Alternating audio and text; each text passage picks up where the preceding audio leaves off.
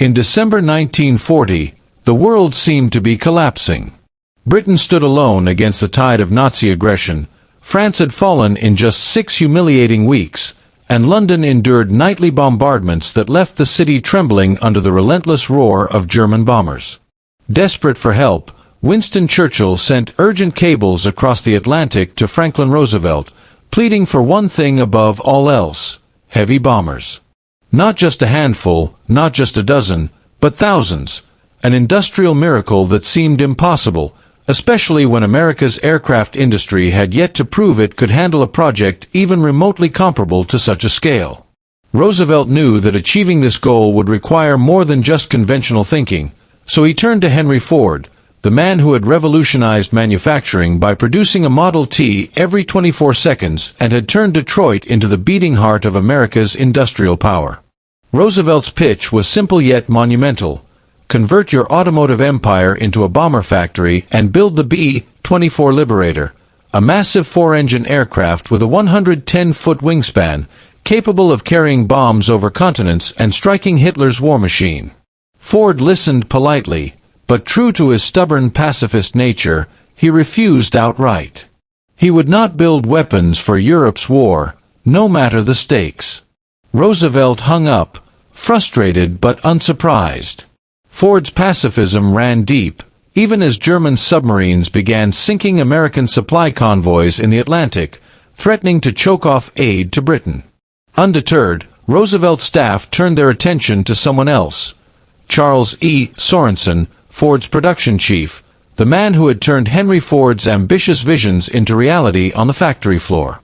While Ford philosophized upstairs, Sorensen ran the assembly lines with precision and ruthlessness, the true engine behind Detroit's automotive dominance. Approached quietly by government officials, Sorensen was asked a question that would change the course of the war: could the automotive industry mass-produce strategic bombers? He didn't answer immediately. First, he wanted to see the B-24 for himself. In late December 1940, Sorensen flew to San Diego to tour Consolidated Aircraft's factory, where craftsmen painstakingly built each bomber by hand in a manner reminiscent of medieval guilds. He observed workers crawling into half-finished fuselages, custom-fitting rivets, wiring, hydraulic lines, and instruments, completing a single plane in roughly a month. The army needed thousands, and time was not on their side. Sorensen did the math instantly. At this rate, America would lose the war before production could make a difference. But amid the frustration, he saw something the engineers overlooked: parts, hundreds of thousands of identical parts, each capable of moving on a line. That night, back in his Detroit hotel room, Sorensen sketched a vision on a blank sheet of paper. Not an airplane, but a mile-long conveyor belt with stations for nose assembly, wing attachment, engine installation, and final riveting. It was essentially the Ford assembly line concept applied to a 30-ton, 25,000-foot flying machine. Aviation experts later called it ignorant. Colleagues called it insane. Sorensen called it Tuesday. By January 1941, he had returned to Washington with a handshake deal, promising what seemed impossible: one B-24 Liberator every 63 minutes.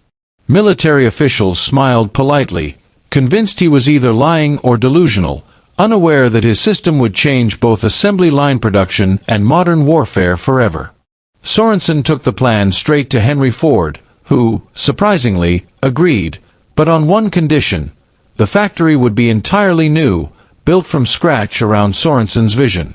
They named it Willow Run, after a sleepy creek in Michigan where soybeans and cows had once been the only sights. Ford funded construction, the government supplied raw materials, and Sorensen engineered the impossible. The initial technical review by Consolidated Aircraft engineers was scathing.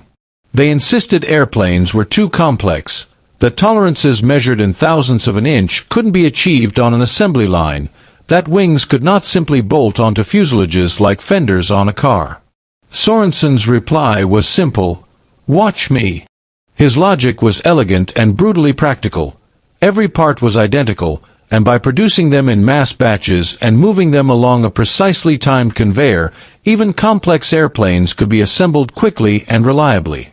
He broke the B-24 into 5 major subassemblies: nose, cockpit and fuselage, wings, tail, and engines, each built on parallel feeder lines and timed to meet perfectly on the main line.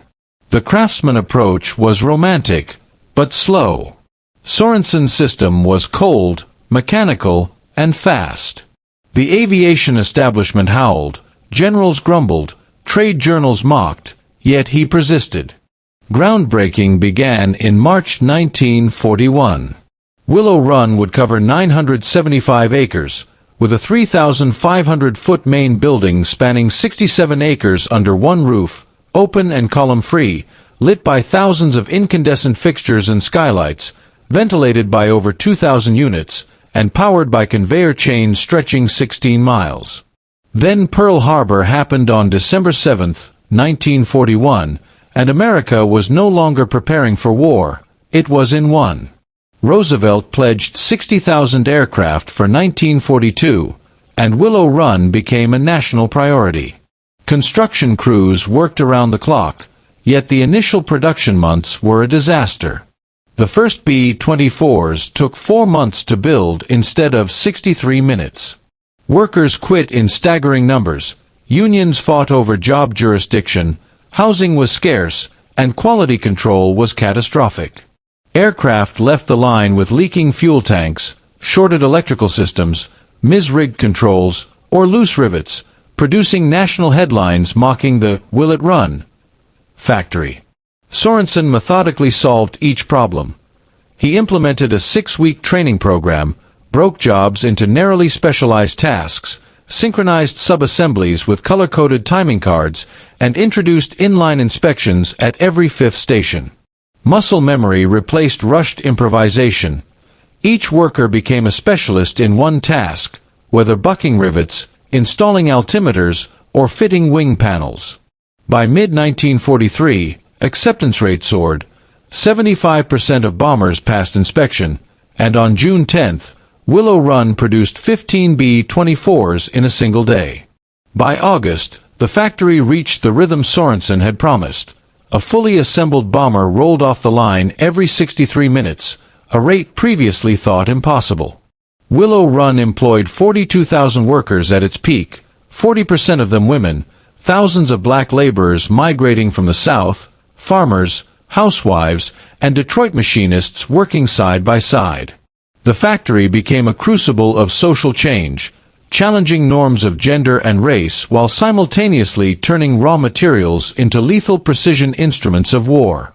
B-24s built at Willow Run participated in critical operations in both European and Pacific theaters, from Operation Tidal Wave over Romanian oil fields to the massive airborne assault across the Rhine, often with freshly minted aircraft flown by crews trained just months earlier. Willow Run alone accounted for 47% of all B-24s produced, demonstrating that speed and scale often mattered more than artisan craftsmanship. Beyond the war, Sorensen's innovation spread throughout aviation, shipbuilding, housing, and even semiconductor manufacturing, proving that complex products could be mass-produced with precision and reliability. Though largely forgotten, Sorensen's principles, synchronized flow, specialized tasks, mass-produced precision, became the foundation for modern manufacturing worldwide. Willow Run closed shortly after the war, its mile-long conveyor silenced, yet its legacy endured, teaching a fundamental lesson. Wars are not won solely by strategy or bravery but by superior logistics, industrial capacity, and the ability to replace losses faster than the enemy can inflict them.